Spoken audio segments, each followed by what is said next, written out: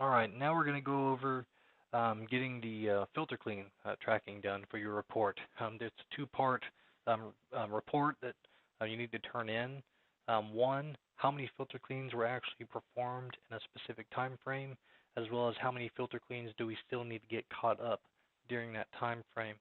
So I'm going to use the example as last week, how many filter cleans did we get done? And last week, how many filter cleans are still due? Um, and that's relative to the supervisor's request. Sometimes we're going to want to know on a daily basis. What we want to know is how many filter cleans did we do last week, how many filter cleans do we still have due, and how many filter cleans are we doing this week, and how many do we still need to do. That's the two answers that you always want to have an answer to. How many filter cleans over the course of since last Monday up to the end of this week, how many filter cleans have we done, and how many are due. So what you're going to do is go over to the Reports tab. You're going to choose Service Report. The reason that you choose Service Report is because filter cleans are tracked via task. It's not a work order, a one-off job. It's a recurring item every 6 months, 4 months, or every 3 months. It's a recurring task. So notice the word service. It matters. I'll show you right here. If I go to the customers, whenever a task is closed out, it gives you a service log. So just bear that in mind right here. PPC filter clean 2X. There was a filter clean that was done. If a work order is closed out, it's right here. If a task is closed out, it's a service log. So use service reports. And then I always choose all right here. I'll filter out the information I don't need. Notice the way these read, entered on or after. So we want to know how many filter cleans were done, how many filter cleans were completed last week. So we're going to start on Monday. Now notice how this says entered before. If you were to go through and you were to say the 21st, you would actually not be grabbing the actual 21st. You'd only be getting Monday through Thursday. So what we always do is we always choose actually on Sunday. That way we can see how many were started from the 17th, how many did we do all the way through Saturday. That's the work week. So and that way it grabs Saturday. Once you've chosen your actual parameters, you're going to use service logs, time, and price. There's a lot of these here. This is the one that we're going to go over right now. Grab a pen, take a note. This service logs, time, and price is also the same one that you will use to actually do your maintenance payroll reporting. Just like in the DME, you have the service payroll that's done with the spreadsheet. This is the one that you will actually be querying on to obtain the information you need to know. This service logs, time, and price tells you what jobs were closed out, and it's going to pull all of them. What tasks were closed out in general, whether it's a weekly or a filter clean or a salt cell clean, whatever recurring task it was. We're going to filter out the data that we don't need.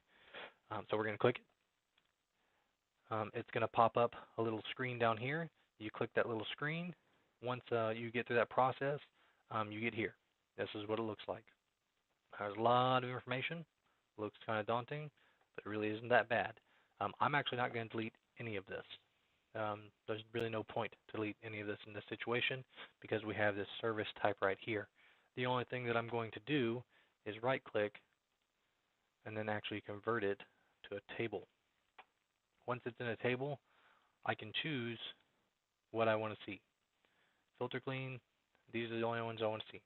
How many filter cleans did we do last week? There it is. That's how many filter cleans we did. How much money was attached to it? Right here. It tells you. You can use this. How many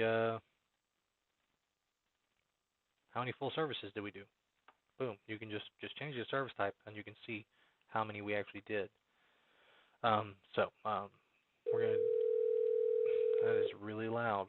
1 second. Let me get over to that screen. All right. Toll-free call. Good old telemarketers. So now we can see, this. Now here's the weird thing that with this you can use a calculator and you can add these numbers up because we're going to want to know how much money there was. We know that there was 1, 2, 3, 4, 5. We did 5, but we want to know how much money was involved as well.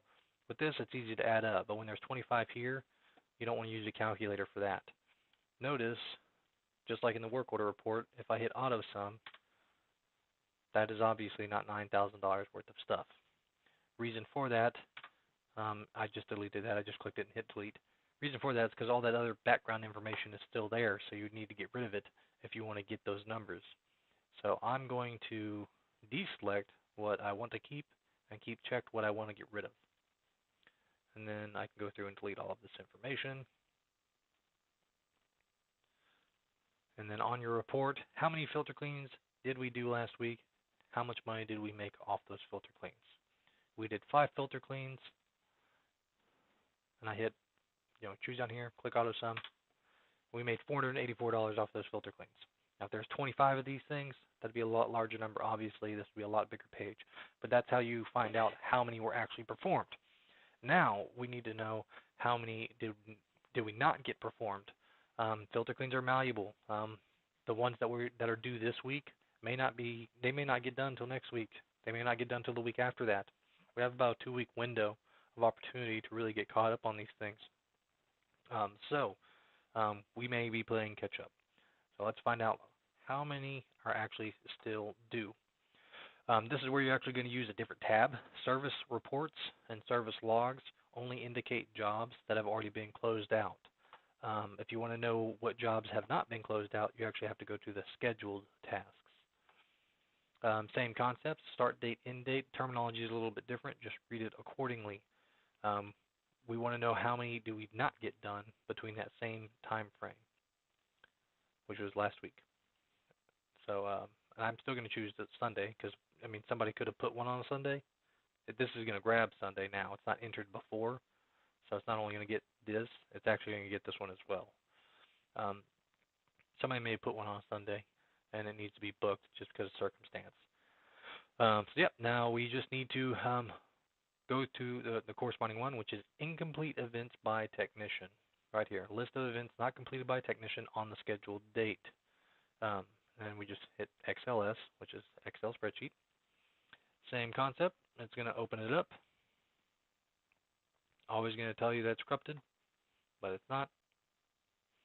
And that is it. Enable editing. So these are the ones that we did not get performed last week. They didn't get closed out for whatever reason.